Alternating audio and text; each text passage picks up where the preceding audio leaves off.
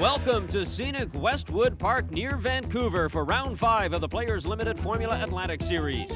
Round 2 on the Race City Oval in Calgary, it was Mark Dismore with a daring move to get by Jovi Marcello for the victory. This celebration was to be the first of many for Dismore's team. Mark Dismore winning both Round 1 and 2 of this series, and he was truly the king of the hill. But here at Westwood, after 5 consecutive wins, Dismore's domination is threatened. And it's threatened by this man, Tom Phillips. Tom won an Atlantic race here in 1982 and sits on the pole today. Behind them both, Jovi Marcello has come to add his name to the Formula Atlantic winners list. From Westwood, BC, the Players Limited Formula Atlantic Series. Hello, everyone. I'm Jerry Dobson. Joining me once again is Paul Chater. A couple of very interesting stories developing here. We've got a relatively unknown driver on the pole, and Mark Dismore, who's won several races so far, is having trouble this weekend. He's qualified well back, Jerry. And Tom Phillips, who is on the pole, has never had a pole position before. And even more surprising, Frank Allers, a driver we would expect to do well here. It's his home track. He blew up an engine in his car yesterday. He's had to rent a car now to drive in the race. We have no idea how he's going to do. A lot of question marks this afternoon. Here is Frank Allers in his rented Swift, a much faster car than his 1985 Ralt. He is qualified 8th. Frank's main goal today is to clinch the Canadian Championship. The main object today is to just basically finish the race, and we can wrap up the Players Atlantic Series. But I'd like to have a good finish too. Starting second fastest would be satisfying for almost anyone, but Mark Dismore is unhappy. He's used to being first, and he's concerned. Oh, you're worried anytime you're not the fastest car, and like they say, I mean, for every time you win and you keep that string going, it just means you're one closer to a loss, and I hope this isn't it. And Tom Phillips is our Sunoco Gold fastest qualifier today here at Westwood. The yellow number 5 Swift will hope to interrupt Mark Dismore's string of victories here. And beside Tom is a man who has had it all his way this season. There is Mark Dismore. Third quickest is Tom Hunter Jr. He is Dismore's teammate, and he's capable of winning here. One of Formula Atlantic's brightest talents, Jovi Marcello, will start 4th. 28-year-old Pete Hidalgo, who has shown well this season, will be looking for a podium spot today. And the veteran racer, Sandy Dells, rounds out the top 6. Row 4 has the yellow number 86 of Frank Allers. He's driving that rented Swift and could do well at Westwood. Row 6 has Michael Buckingham. In his 1988 season, Michael finished top 5 in every event. Row 8 has Canadian Trevor Siebert. The BC native is a regular in the Players Limited GM Motorsport Series. Kelowna, BC's Greg Madruziak will start his Ralt from the back of the pack. The Players Limited Formula Atlantic Series is brought to you in part by Sunoco Gold and by Yokohama Performance Radial Tires.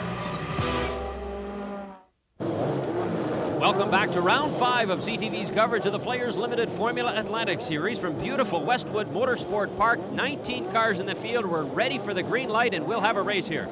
It's a standing start, as all Formula Atlantic races. They're very dangerous. It's very dodgy, as the red light will come on first. There's the red light. The drivers revving their engines, waiting for the green, and we've got to start. And away we go as the field takes off into the first corner here and into the carousel. It's called Dismore. A great start for him. He gets by Tom Phillips already. He timed that start beautifully, dumped the clutch at exactly the right moment, didn't get too much wheel spin, and he's charged out ahead of Phillips. Tom Hunter is running in 3rd, and Jovi Marcello is back in 4th spot. Mark Dismore, who's had difficulty finding the setup for this track, but he's out to an early start. Tom Phillips right in behind him. Through Clubhouse Corner and heading into Valley Corner, now up Deers Leap. This is a long back straightaway. This is a narrow track. There are not very many good places to pass, but one of the best spots is at the end of this straightaway going into the hairpin.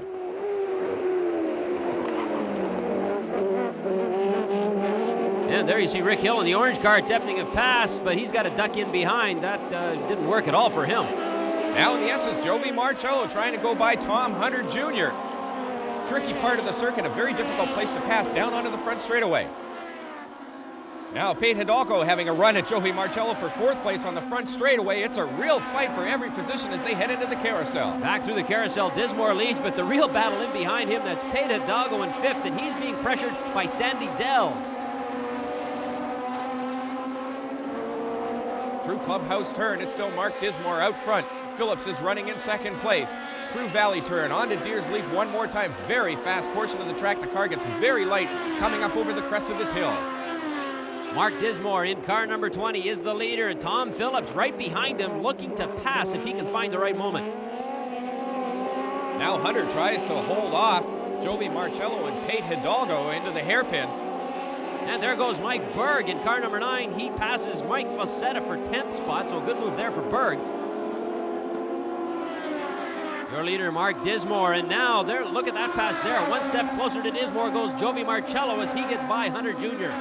Charging into the carousel, a corner that can be taken much faster than you would first think. It's quite banked, and it holds the car into the turn. They're allowed to swing wide right out to the edge of the speed curbing and keep the speed up. Now into clubhouse turn, the only real left-hander on this circuit. A little short straight onto Valley Corner and then up Deers Leap. There's your leader once again, Mark Dismore in car number 20. In hot pursuit is Tom Phillips in the yellow car number 5. He's right on him now. Tom Phillips has a look up the inside, but it's not a real serious attempt to pass here, just showing his nose to Mark Dismore to let him know that he can go by if he wants to.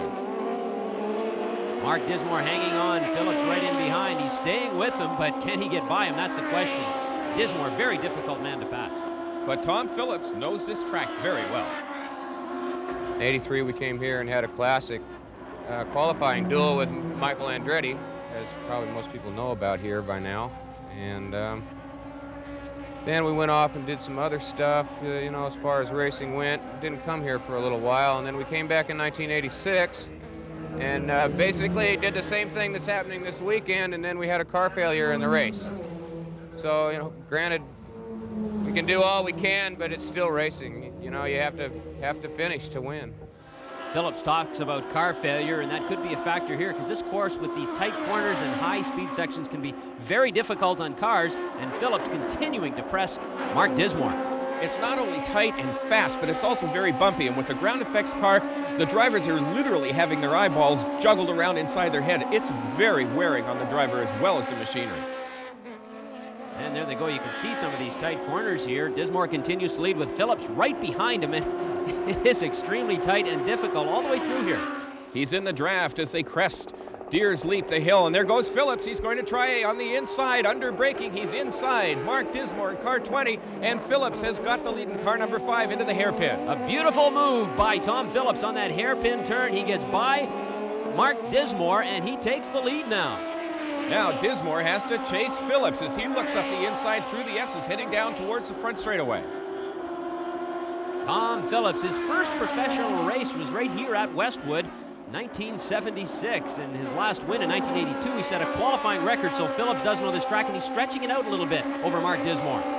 He has really been taking advantage after he got into the lead. Only 3 corners later, and you can see what an advantage he has gained already over Mark Dismore as they go through Valley Turn. And a strange part in this course here, it's called Deers Leap, and the reason it is called that is because there are a lot of deer in the area, and there's a yellow light that will activate if there's deer in the area, so we have to watch for that.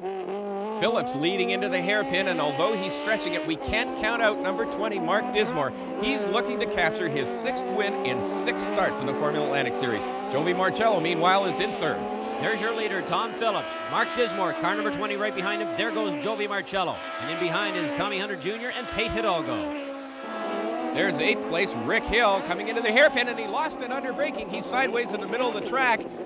He has lost it. Gibson gets by, Berg gets by, and Mark Singer all by, and Rick is going to continue, however. Well, he does get back on the track, so he will continue the race, but serious trouble for him. And there is another smash up. That's the car number 15, Peter Fossetta. He's come to a stop, and now we see another one spinning out. Lee Shepherdson, so a problem for him too. There must be some oil on that corner for both cars to go off so quickly. Tom Phillips really has his Swift working well today, though. Dismore is behind him, but not really too close at this stage.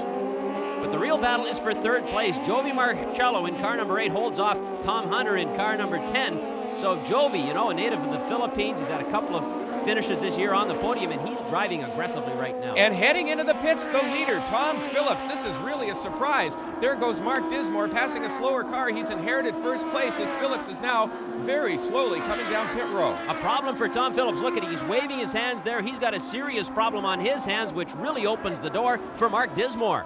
He's flipped up his visor and he's waving his crew off, so that has to be a serious problem. The belts are off. He's getting out of the car. So the day has ended for Tom Phillips. Who knows? I mean, it doesn't look like an engine problem, no smoke or any leakage that we could see, but he's definitely out of the picture.